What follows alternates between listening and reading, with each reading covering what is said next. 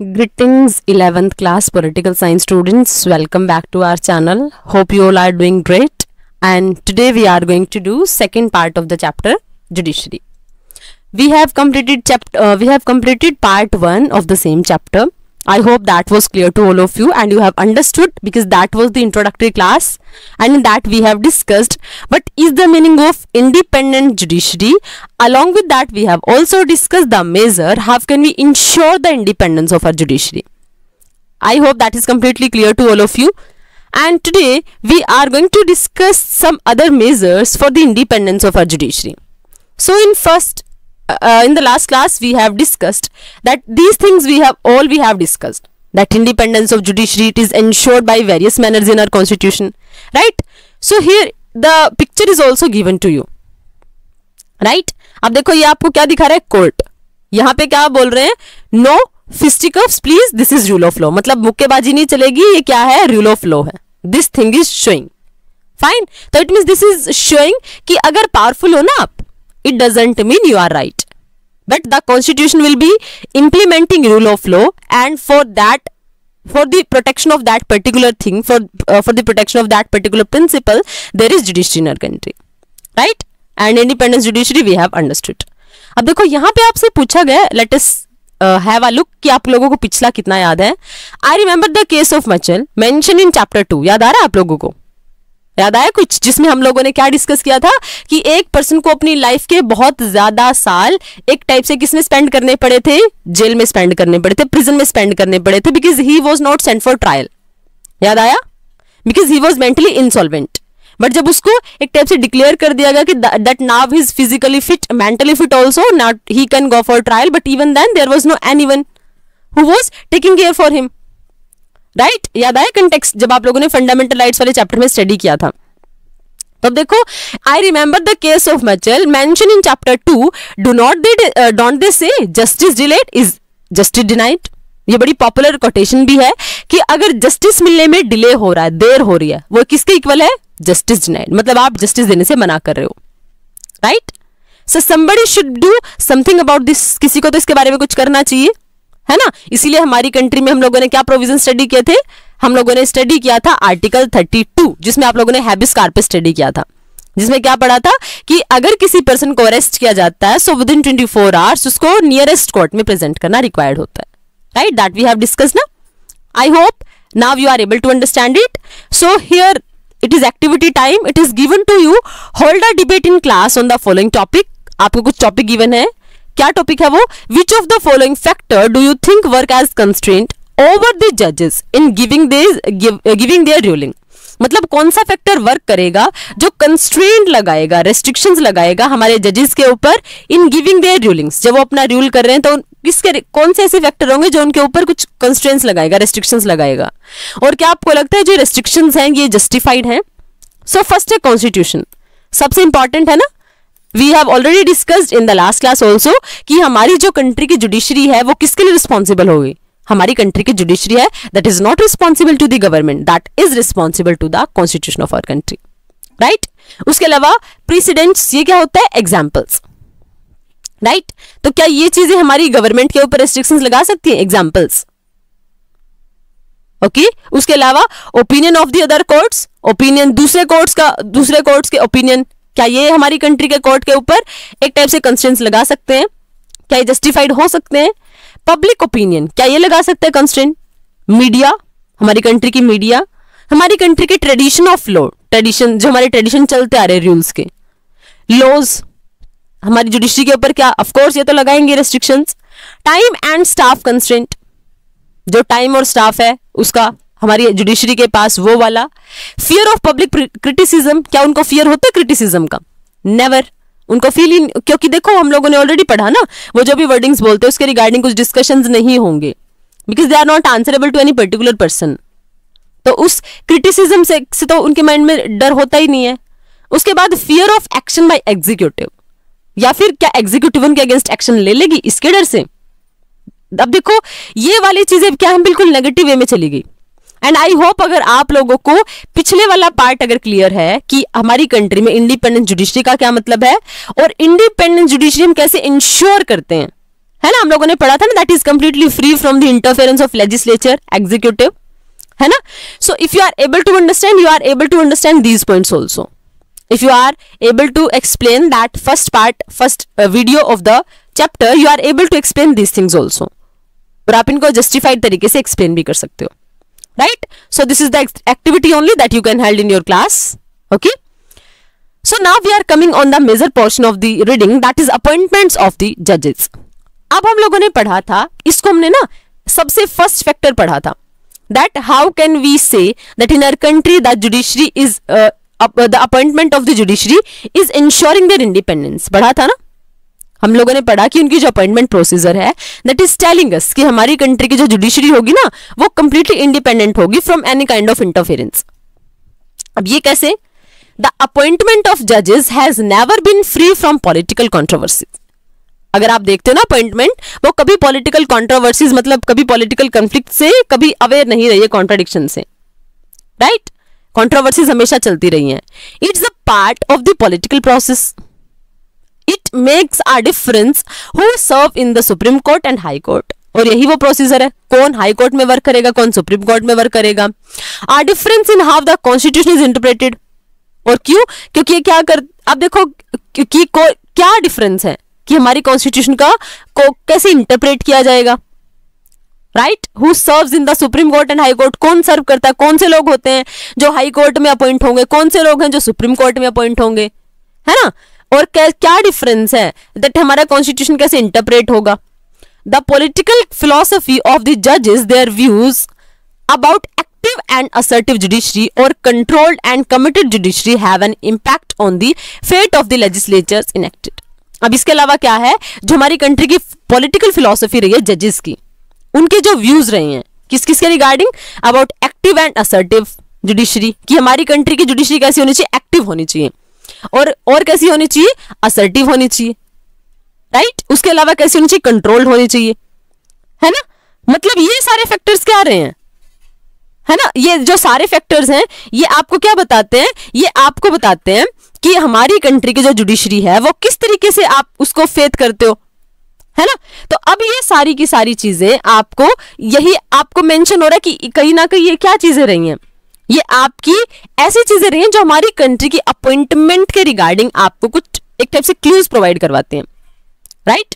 तो हमारी पॉलिटिकल हमारे जो व्यूज हैं जुडिशरी के बारे में वो कैसे हैं कि हमारी जुडिशरी एक्टिव हो, असर्टिव हो, मतलब एक क्लियर हो एक टाइप से, और क्या हो, कंट्रोल एंड कमिटेड जुडिशरी. ऐसा नहीं कि उसको आप कंप्लीटली एक टाइप से कंट्रोल से फ्री कर दो. हम लोगों ने पढ़ा ना कि क्या है, रिस्पॉन्सिबल है toward the constitution of our country. और जुडिशरी कैसे होनी चाहिए, हमारी कंट्री की जुडिशरी कमिटेड भी होनी चाहिए कि वो कॉन्स्टिट्यूशन को प्रोटेक्ट करने का वर्क करेगी, right. Have an impact on the fate of the legislation enacted. और ये सारी की सारी चीजें क्या है, have impact on the fate, कि हमारी जो लेजिस्लेशन है ना, लेजिस्लेशंस है वो कैसे इनेक्ट करेगी, उसके ऊपर इन सारी की सारी चीजों का इम्पैक्ट रहा है, राइट. अब देखो, council of ministers, governors and chief ministers and chief justice of India all influence the process of judicial appointment. ये सारे के सारे मेंबर्स होते हैं, कौन कौन, council of ministers, governors, chief minister, chief justice of India. ये सब क्या करते हैं, हमारी कंट्री की जुडिशियल जो अपॉइंटमेंट है ना उसकी प्रोसेस को इन्फ्लुएंस करते हैं, right. As far as the appointment of the Chief Justice of India is concerned, over the years a convention had developed whereby a senior most judge of the Supreme Court was appointed as the Chief Justice of India. अगर आप आज तक देखते आ रहे हो तो हमारी country में वैसे क्या हुआ है कि जो चीफ जस्टिस है ना उसको कैसे अपॉइंट किया जाता है कि वो ऐसा पर्सन होता है जो सीनियर मोस्ट होता है. आप लोगों ने अब गूगल पे अगर आप सर्च करके देखते हो ना, आप पढ़ते हो सेकंड जजेस केस, थर्ड जजेस केस, फोर्थ जजेस केस, आप इसको ना रीड करके देखना. बेसिकली वो इसी के रिगार्डिंग था. तो बेसिक हम लोगों ने देखो क्या किया कि जो हमारी कंट्री की अपॉइंटमेंट होती है ना चीफ जस्टिस की, हम क्या चेक करते हैं कि सीनियरिटी के रिगार्डिंग हम क्या करते हैं कि उस पर्सन को हम अपॉइंट करते हैं, that is who is the most senior person, right. ये कहीं ना कहीं एक सेपरेट ट्रेडिशन बना हुआ था. अब फिर क्या हुआ, this convention was however broken twice. हालांकि इसको ब्रेक डाउन भी किया गया है. कब, in 1973 A.N. Ray was appointed as CJI superseding 3 senior judges. और हमने 1973 में क्या किया, ए एन रे को अपॉइंट कर दिया और 3 जजेस को साइड कर दिया। Again justice M H Beg was appointed superseding justice H R Khanna. और सेम हम लोगों ने 1975 में भी किया, सीनियोरिटी को साइड किया और फिर हम लोगों ने क्या किया, हमने क्या करने की कोशिश की, फिर हम लोगों ने किसी और पर्सन को, ऑल्दो वी कैन से कि वो पर्सन क्या हो सकते हैं, कहीं ना कहीं ज्यादा मतलब उनका ज्यादा नॉलेज हो सकता है वी कैन से, क्योंकि हर एक पर्सन की अपनी अलग अलग क्वालिटीज होती हैं। बट इवन देन जो ट्रेडिशन बना रहा था हमारी कंट्री में वो क्या था, ट्रेडिशन ये था कि ऐसा पर्सन अपॉइंट होगा जिसके पास एक्सपीरियंस ज्यादा है सीनियोरिटी के बेसिस पे, राइट। तो अब यहाँ पे क्या हुआ कि सीनियोरिटी के बेसिस वाले जो क्राइटेरिया था उसको हमने साइड किया और 1973 में भी हम लोगों ने कुछ और किया और 1975 में भी कुछ और किया, राइट। सो अब देखो ये क्या कह रहे हैं साइड वाले, ये कार्टून, आई एम कंफ्यूज्ड। क्यों? I am getting confused. Why? In a democracy you can criticise the prime minister और इवन द प्रेसिडेंट। हम लोगों ने पढ़ा ना कि हमारी कंट्री में डेमोक्रेसी है, तो डेमोक्रेसी है तो government will be accountable for us definitely, right. तो यहां पर वही बताया गया कि हम क्रिटिसाइज कर सकते हैं प्राइम मिनिस्टर को भी और इवन प्रेसिडेंट को भी, बट नॉट द जजेस। लेकिन आप जजेस को क्रिटिसाइज नहीं कर सकते। And what is this contempt of court? मतलब कंटेम्प्ट ऑफ कोर्ट आप लोगों ने पढ़ा ना कि उनके ऊपर आप तभी क्या करोगे, तभी एक टाइप से एक्शंस ले सकते हो जब उन्होंने कंटेम्प्ट ऑफ कोर्ट किया हो। अगर आपने कंटेम्प्ट ऑफ कोर्ट कर दिया तो जुडिशरी आपके अगेंस्ट एक्शन लेगी।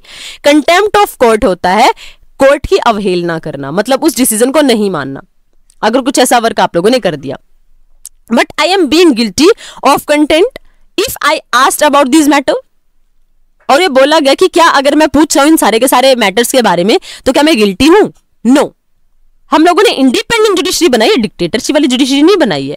कीप इन योर माइंड कि हमारी जो जुडिशरी है that is answerable to the constitution of the country. और अगर हमें इंडिपेंडेंस अश्योर किया ना हमारी जुडिशरी की, उसके पीछे रीजन ये है कि हम चाह रहे थे कि हमारी कंट्री का कॉन्स्टिट्यूशन प्रोटेक्टेड रहे, वो हमारी कंट्री की गवर्नमेंट के हैंड्स में जस्ट एक टूल ना बन जाए by which they can fulfil their ideas, they can fulfil their interest.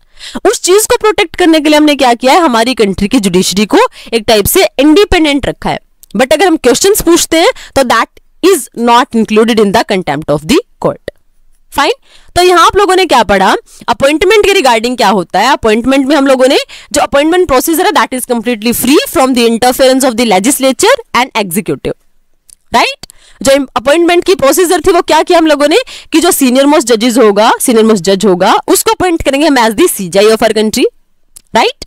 But इस वाले प्रिंसिपल को भी कहीं ना हम लोगों ने कहीं ना कहीं साइड किया जब हमने 1973 और 1975 में क्या किया, हम लोगों ने उन सीनियर जजेस को साइड कर दिया और 2 अदर पर्सन को अपॉइंट कर दिया, राइट।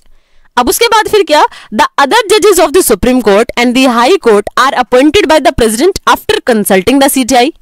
अब देखो सीजीआई के बारे में हमारी कंट्री में जनरल कंसेंसस क्या है कि जो जिसके पास सीनियरिटी होगी उस पर्सन को अपॉइंट करते हैं सीजीआई।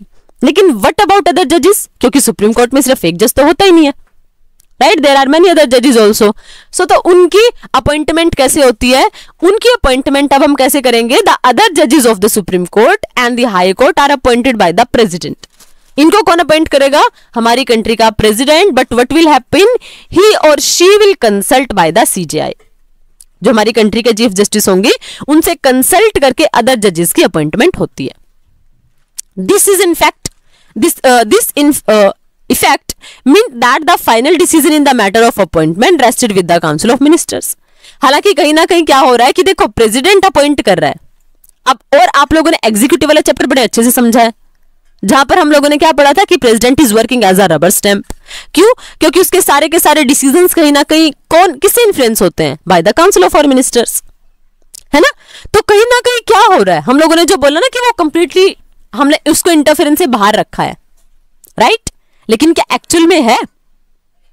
अब देखो क्या है कि जो हमारी कंट्री में जब आप बोलते हो कि प्रेसिडेंट अपॉइंट करता है with the consent of CGI, right, लेकिन जब जहां प्रेसिडेंट का नेम आ गया तो अब प्रेसिडेंट का नेम आते आपके दिमाग में क्या स्ट्राइक होना चाहिए, that president can work on the advice of council of ministers, right. So what then was the status of the consultation was the chief justice. यानी कि फिर अगर काउंसिल ऑफ मिनिस्टर का डिसीजन सुप्रीम होना है तो फिर उस चीज का क्या स्टेटस है, जब हम लोगों ने पढ़ा कि हम कंसल्ट करेंगे चीफ जस्टिस के साथ, राइट। समझ आया व्हाट आई वांट टू से?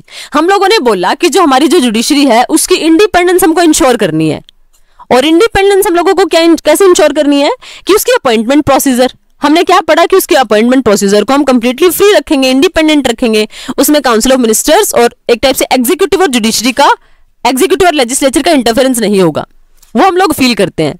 बट फिर दूसरी तरफ हम लोगों ने क्या पढ़ा कि जो अपॉइंटमेंट है, अपॉइंटमेंट कैसे होती है, प्रेसिडेंट अपॉइंट करेगा, बट जब अदर जजेस की अपॉइंटमेंट होनी है तो उसमें क्या होता है, सुप्रीम कोर्ट के चीफ जस्टिस के अलावा प्रेसिडेंट अपॉइंट कर रहा है ना, और प्रेसिडेंट वर्क कैसे करेगा, president will be working on the advice of council of minister.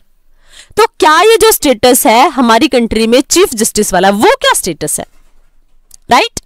So this matter came up before the Supreme Court again and again between 1982 and 1998. ये मैटर बार बार, क्योंकि देखो कहीं ना कहीं ये क्या शो कर रहा है कि एग्जीक्यूटिव का इंटरफेरेंस है, चाहे हम मना कर रहे हैं, but even then there is interference. तो ये इश्यू बार बार हमारी कंट्री के सुप्रीम कोर्ट के सामने आया 1982 से लेकर 1998 तक। Initially the court felt that the role of the chief justice was purely consultative. पहले क्या फील किया गया कि कोर्ट के जो चीफ जस्टिस है, हम लोगों ने पढ़ा कि उसकी एडवाइस से अपॉइंटमेंट होती है। पहले क्या फील किया गया, जो चीफ जस्टिस का रोल है वो कंसल्टेटिव, प्योरली कंसल्टेटिव, मतलब कंसल्ट करने वाला है, right? Then it took the view that the opinion of chief justice must be followed by the president.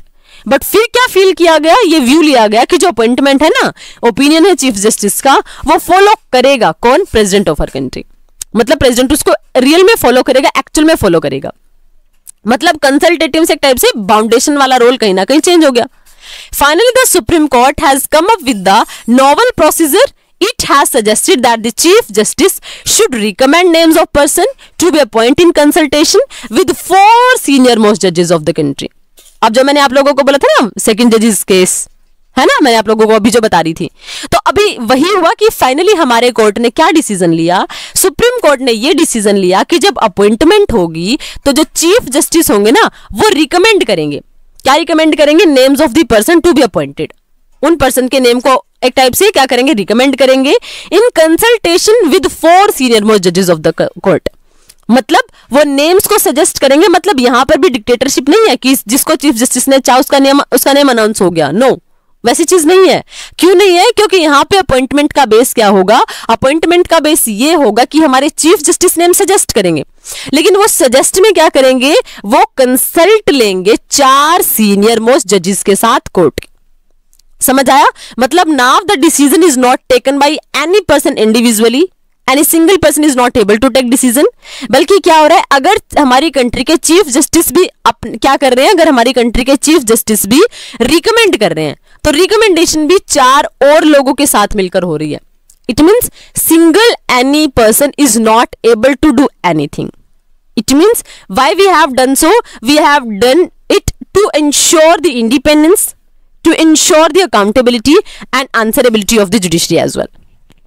Thus the Supreme Court has established the principle of collegium. अब देखो इसको collegium system बोलते हैं, right?